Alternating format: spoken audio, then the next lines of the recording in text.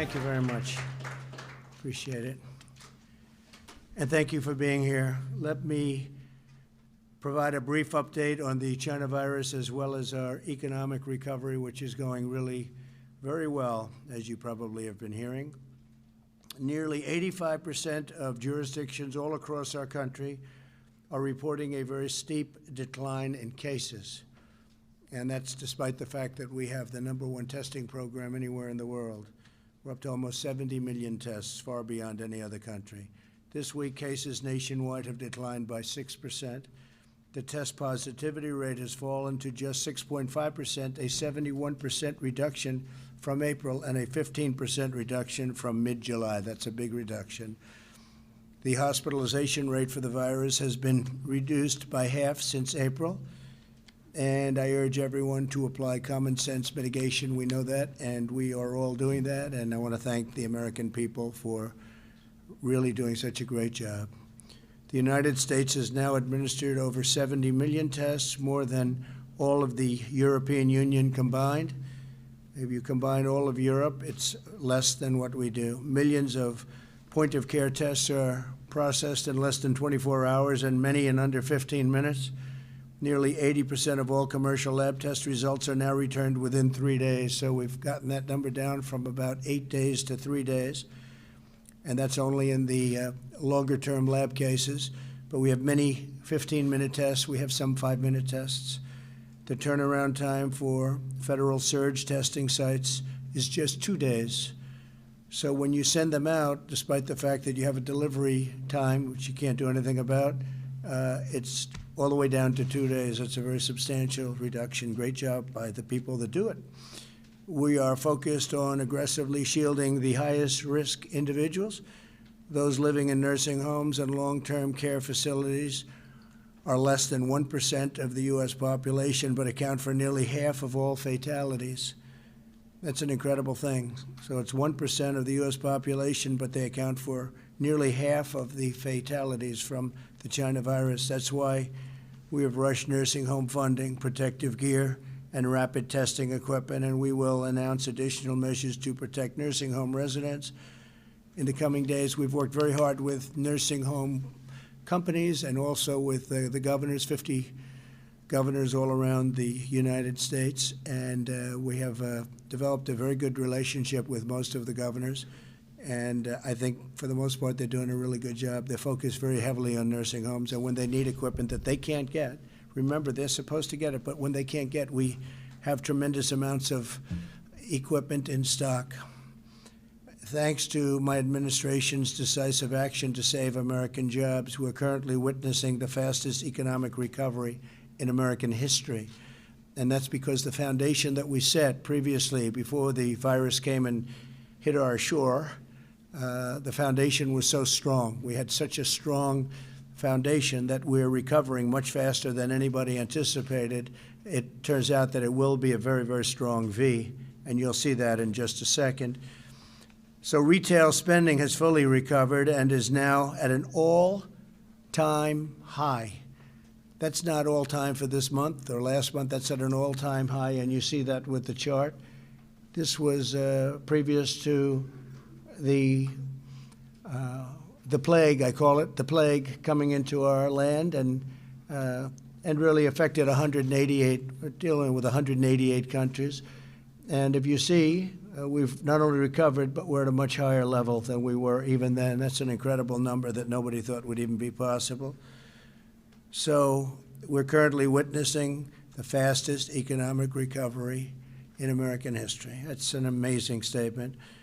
So retail spending is great, and now, if they would, put up auto production has surged 28%, and that's your auto production, which is right there. So you'll see that that's now about even to where it was, and that was at an all-time record high, and we're already even. And if you had a chart for used cars, you'd see that used car sales are setting a record, and that's great for production because when the used cars are practically not available, they're very, very tight, that means you're going to make a lot of new cars. So that number is going to go up even beyond what it is right now, but that's a fantastic number. That's a number that's the equivalent of where it was, and that was a record. So you see what's happening with respect to the economy and the recovery, and the stock market is almost at an all-time high. In fact, NASDAQ is at an all-time high. It's had 14 days where we broke the record already over the last 2 months. So a lot of great things are happening. Through the historic relief package that I signed into law, we saved over 50 million American jobs, 50 million American jobs. And the unemployment rate is rapidly going down. You see that, you've seen that, and I think you'll see it over the next 2 months, and you'll have a good report even prior to the election. You're going to have a very good report. I think you're going to have an incredible GDP. You're going to have a tremendous report on business, and a lot of it's going to be released, which is very fortunate, prior to the election. I think the Democrats are going out of their way to try and do whatever they can to stop these kind of numbers. They don't like these kind of numbers because they think it'll hurt them in the election. I think we all have to pull together, and we have to do the right job, and we have to do what's good for the American people. We were unfairly treated by China because they could have stopped it. With that being said, China has purchased the most amount of corn in history. Last week they purchased the 2 largest days in the history of corn purchase, and a massive amount of soybeans, also cattle. So China's been buying a lot of things, and they're doing that to keep me happy, but they're dreaming about Joe Biden. They would love to have that happen, but I don't think that's going to happen. They are dreaming about him, and so is Iran dreaming about Joe, and so are numerous other countries. They dream about it because if that happens, they'll own the United States. And China, I can tell you specifically, will own the United States. Can't let that happen. If you remember, China had the worst year they've had in 67 years prior to the plague coming to our shores. And we are now starting to do really well. We're going to have a very good third quarter, maybe a great third quarter. And we're going to have an incredible next year unless somebody comes up and quadruples taxes, which is what they're talking about doing. And also regulations. We've done more in terms of cutting regulations than any administration in history by far, whether it was 4 years or 8 years, or in one case more than 8 years. We have, in less than 4 years, done more regulation cutting by far, and we're doing more as we go. Some of it's statutory. You can only do it at a certain pace. You have to wait 90 days. You have to wait 120 days before you can take the next step. We have tremendous regulation cutting coming. With that being said, we're going to have certain regulations to protect the environment and also safety. Small business optimism has come surging back. In June, it was higher than any month under the previous administration. Think of that. So small business optimism was higher than any month under the previous administration, and that is while we're going through a pandemic, a worldwide pandemic. You have a number like that. And when you see the numbers that we quoted just now as to what's happening with cases and all of the other hospitalization rates, a lot of tremendous things are happening. Industrial production is increasing at the fastest rate ever recorded. I mean, think of these numbers. I mean, how does that happen? Industrial production is increasing at the fastest rate on record, which is ever recorded. Consumer spending is expected to grow at an astronomical rate this quarter. So we don't have the number yet, but it looks like it's going to be at an astronomical rate. I want to say that I want college football to come back. These are strong, healthy, incredible people. These are people that want to play football very badly. A great talent quarterback, Trevor Lawrence, called me on 2 days ago. I spoke to him a couple of times. He said, "Sir, I want to just tell you we want it back. We want to play." And he's an incredible quarterback, as you know, from an incredible school, Clemson. And he's going to have a very good future in the NFL. He's got everything. He's got height, accuracy, a strong arm, and he's fast. Other than that, I guess he's got some problems. But he's got the whole package. I watched him last year running, and he was faster than the backs that we're guarding. I think he's going to be great. But he's just a great young man. I talked to him actually for a long time. They want to play football. And he made the statement that he feels he's safer on the field. He's safer on the field than he is outside of the field. He feels very safe. And if you look, the SEC, the Big 12, and the ACC are back. They want to come back, and I think they're coming back. The Big 10, the Pac-12 are not, and I wish they would come back. And, I just want to say, sort of sad, because I've been fighting for football to come back. We're trying to help the NFL. As long as they stand for our national anthem, as long as they honor our flag and our country. If they start kneeling, I'm not going to be helping them much. They might come back, but I won't be watching. Neither will a lot of other people. I think what the NBA did was atrocious. I thought it was disgraceful the way they kneeled. And their ratings are reflective of that. But I think football has to get smart. That's the NFL. Let's see what happens. But if they do it, they learned their lesson, I thought, 2 years ago when people started not watching and when people really weren't going to the game so much. A lot of empty seats all of a sudden. So they're going to learn that lesson again if they don't wise up. But I just want to say, so Trevor Lawrence, great. And some of the great people, SEC, Big 12, ACC, I want to thank them and I want to congratulate them for coming back. I want to also mention that CNN had a story that will they blame Trump for football in the swing states? What a dishonest story that is. Will they blame me? I'm the one that's pushing them to come back. So they want to try and blame me. So them, and I guess the New York Times reported one person. There was one person in the story. One person said, maybe it's Trump's fault.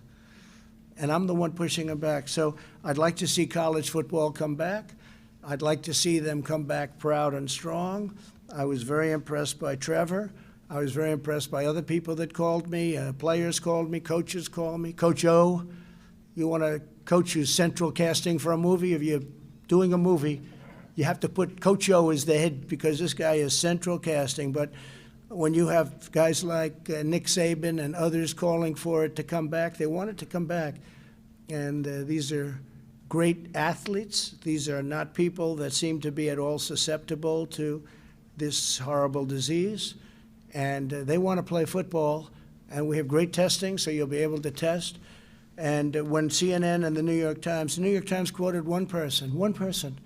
And I'm the one pushing, so we'll get it straight. I'm the one pushing for football to come back. I think if I wasn't pushing, you wouldn't have anything happening. So with that, we'll take a few questions. Steve, please. Thank you. The U.S. effort to extend the Iran arms embargo at the UN Security Council fell apart yesterday. When will you trigger a snapback of sanctions on Iran? Well, we knew what the vote was going to be, but we'll be doing a snapback. You'll be watching it next week. Yeah, you'll be watching it next week. If I could follow up, President Putin wants to hold a video summit on this subject. He is. Are you wanting to do that? Probably not. No, I think we want to wait till after the election. Look, Iran wants me to lose so badly because if they do, Iran is a whole different ballgame right now. They haven't been sponsoring terror because they don't have very much money to sponsor terror, and they know we just captured 4 Iranian ships, as you know, and we brought them into Houston. They were going to Venezuela. They're not supposed to be doing that. Iran would love to have me defeated. If I win, which I hope to win, how can you not when you see numbers like this, both on the virus and on the economy? I mean, we should win. We should all be keep this incredible thing going. And I built it once, and I'll build it again. I've already, I think the hardest part is done in terms of the economy, and that's with or without additional funds from Nancy Pelosi. They should have put the things in, whether you call it the CARE Act or Phase 1, Phase 2, Phase 3, but they didn't do that. They put it at the end, things that they're asking for that have nothing to do with Corona, that have everything to do with radical left politics.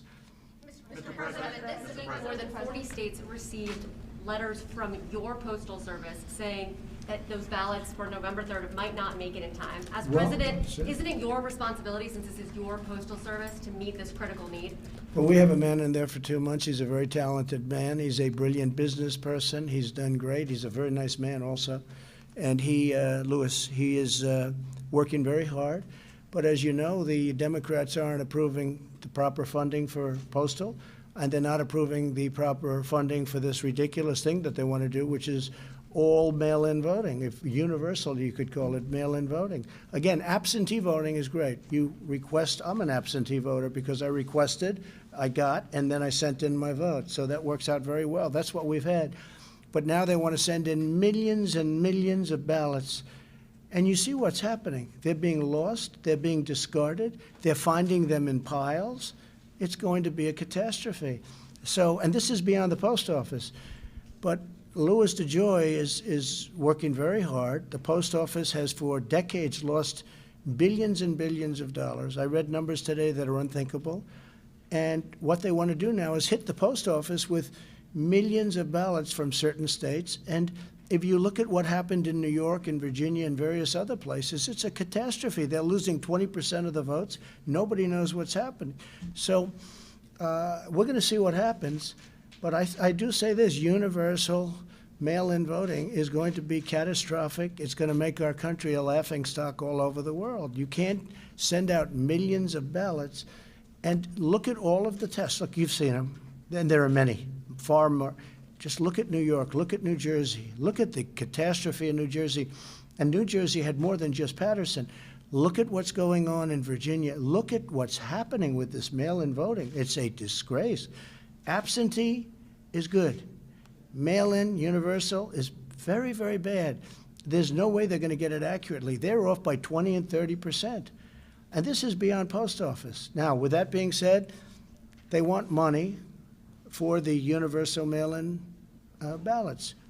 And they're not getting it. You know why? Because of them. We want money to go to people.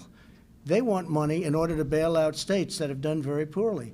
The states that have done poorly, you know them as well as I do. These are run by Democrats, usually radical left Democrats. You take a look at what's happening in Portland.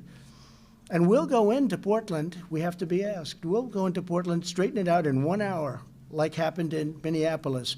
We'll go straighten it out in 1 hour. We will straighten it out so fast, but they have to ask us. So they need money, but they're not willing to approve the money that they need. If they can't get the money that they need for universal mail-in voting, I don't see how they can have it. And that's not only post office, that's also for the voting itself. Follow on that, Mr. President. Does Postmaster DeJoy have your backing for the actions that he's taken in the last several weeks? Yeah, he's a fantastic man. He wants to make the post office great again. Do you ever hear the expression? He wants to make the post office great again. The post office is a catastrophe. Mail sorting machines nationwide, that's one of the things. I don't know what he's doing. I can only tell you he's a very smart man. He'll be a great postmaster general.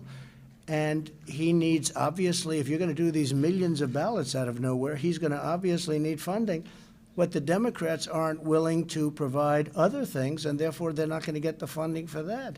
But you are going to have a catastrophic situation with universal mail-in votes. And on top of it, the Democrats aren't willing to give the people the money and the post office the money. Mr. President, you said a catastrophic situation is going to happen, but what are you doing to ensure that that doesn't happen? Because wouldn't these problems raise questions about the election results if you win? Well, the problem with the mail-in voting, number one, you're never going to know when the election's over, okay? I mean, they called the election in New York for Carolyn Maloney. They shouldn't have done that. I think you should redo that election. And you know the opponent is screaming. They can't believe it. Ballots are lost, ballots are defrauded, it's a total mess. And they called it for her. The reason is because I've been using it as a case. I've been using it as a case. So, look, we are going to have an election that takes place on a beautiful day, November 3rd. And usually at the end of the evening, they say, Donald Trump has won the election. Donald Trump is your new president. Whatever they say, you know what? You're not going to know this, possibly, if you really did it right, for months or for years. Because these ballots are all going to be lost. They're going to be gone. And just take a look at a smaller basis. But it's great tests. We're doing tests. I mean, these are, you could call them polls. You could call them tests. Look at what's happening all over the country where you have universal mail-in. Wait a minute. The ballots are lost. There's fraud. There's theft. It's happening all over the place. Now, we're going to do it with this whole vast, big section of the country. It's crazy. You're not mail, you're not talking about You prescriptions. have made it so plain that you are opposed and do not trust mail-in voting. Is your Postmaster General using the agency of the Postal Service to create delays because. No, not at all. He would love to see it happen. I didn't speak to him about it, but I will tell you this. I would imagine he would say, number one, they didn't give me the funding for it because it's sitting in Congress because they want $1 trillion to bail out states, just so you understand what they want. They want $1 trillion to bail out badly run, Democrat-run states, okay? That's what they want. They're not giving the money to the post office. They have to give the money to the post The office. steps the Postmaster General is taking are creating some delays now. No, the steps he's creating, yeah. Are you trying to discourage? No, not at all. The steps that he's taking are trying to stop the tremendous losses that have taken place for many, many years. He's trying to streamline the post office and make it great again, 80 okay? days before an election, sir? Is Well, this the wait right a minute, time? you just threw, look, I just read last night that now New Jersey's going to try the universal mail-in voting. Well, they didn't know this, so now all of a sudden New Jersey's going to be hit with millions of ballots to be sent out. They didn't know anything about this.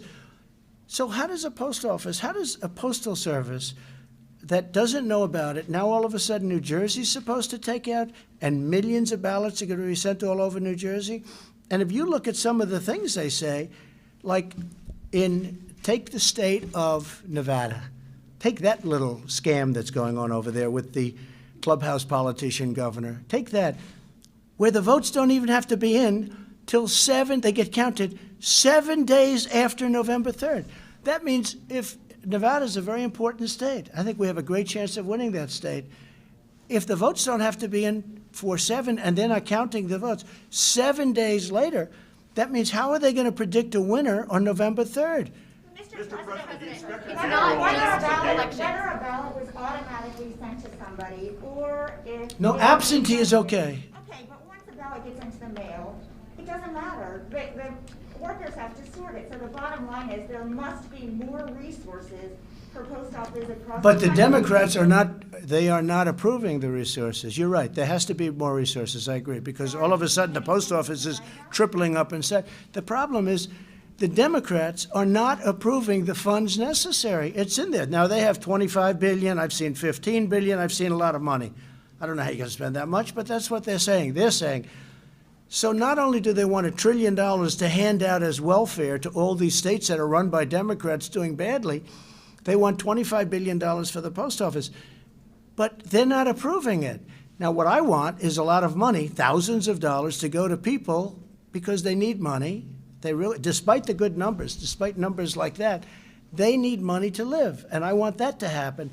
The Democrats don't care about that. They just want to give bailout money to their friends running big states poorly. Mr. President, should you looking at the camera, sir, and assuring the United States, the people of the United States, Go that ahead. mailing. Do you want to give Edward Snowden a pardon and bring him back? You once suggested that Well, he I'm was going to look racist at and it. should be I mean, I'm not that aware of the Snowden situation, but I'm going to start looking at it. There are many, many people. It seems to be a split decision. That many people think that he should be somehow treated differently, and other people think he did very bad things. And I'm going to take a very good look at it. Okay? I mean, I've seen people that are very conservative and very liberal, and they agree on the same issue. They agree both ways. I'm going to take a look at that very strongly, Edward Snowden. Yeah, please. Do you agree with Dr. Robert Redfield, who earlier this week said if America doesn't follow public health guidelines, we could be in store for one of the worst falls we've ever faced from a public health perspective? No, I mean, you can't compare it to 1917. That was incredible. That was the worst ever by far. That was, you look at they lost possibly 100 million people. No, I don't agree with that. But if you look at these numbers, they're coming down very substantially. And I do believe that Americans, many are wearing masks, which is a good thing. Again, some people thought that you shouldn't wear masks. You know, when this whole thing started, Dr. Fauci, who I like and respect, said don't wear masks, okay? And so did Dr. Redfield. And then all of a sudden, it was like everybody should wear masks. And that's okay. People can change their mind.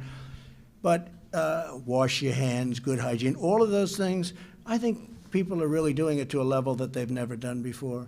And when you look at the numbers, the way the numbers are coming out, I mean, it's very impressive when you see what's happening. By the way, Florida doing well, you see that? And hospitalizations, and you know, normally you would have had to build more like we did for the first surge. We've done it right. We closed it up. We had the greatest economy in history. We closed it up. We understand the disease now. Nobody knew what was hitting us, right? Nobody knew that old people would be very, very susceptible, especially if they have heart and diabetes problems and other problems, that old people would be very susceptible and young people would be extremely good with it. If you look at the percentages, there are a tiny percentage that have problems, especially the big problem. So no, I think that we're doing very well. We're on our way, and we're also opening up our economy, and our economy is going to set records. And if stupid people aren't elected next year, we're going to have one of the greatest years that we've ever had.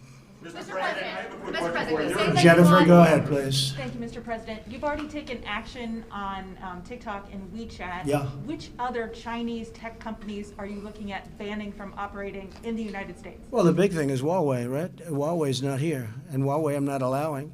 And I've told European countries and others, Australia has been fantastic as an example, but Huawei's not coming here. And we told certain countries that we're thinking about Huawei, that's okay, you can use them, but we're not going to be sharing intelligence, and they've all backed away. You look at the UK, it looked like they were going that way, and now they've backed out. Scotland Yard. Are there other particular companies? There are Alibaba? well, yeah, we're looking at other things, yes, we are. Mr. President, you say that you want the mail to be processed as quickly as it can, but why is your postal service dismantling these mail sorting machines across the country at this time? Well, you'll have to ask him. I know this. He's a very efficient operator, a very good operator. But again, he needs money to operate if you're going to hit him with millions of ballots.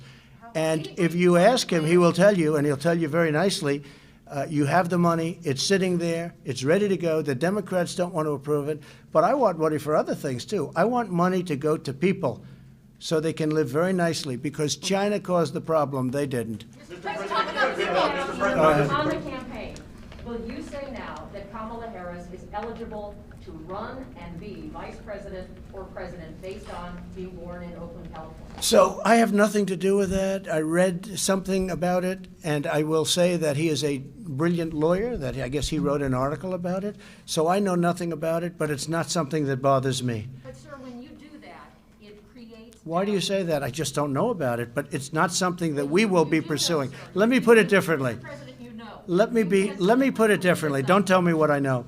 Let me put it differently. To me, it doesn't bother me at all. I don't know about it. I read one quick article. The lawyer happens to be a brilliant lawyer, as you probably know. He wrote an article saying there could be a problem. It's not something that I'm going to be pursuing. Is she eligible, sir? I just told you, I have not gone into it in great detail. If she's got a problem, you would have thought that she would have been vetted. You would have thought that she would have been vetted by Sleepy Joe. Yeah, go ahead. Mr. President, sir, I just want to ask you, after 3 weeks of absolutely no deal, you have been ragging on Democrats constantly. Why not come to the table personally and sit with them? I mean, I know that Speaker Pelosi and Minority Leader Schumer were in the Oval Office in December 2018. That did not go so well. Everybody in the world saw that. Why not invite them? If they don't want to come, that's on them.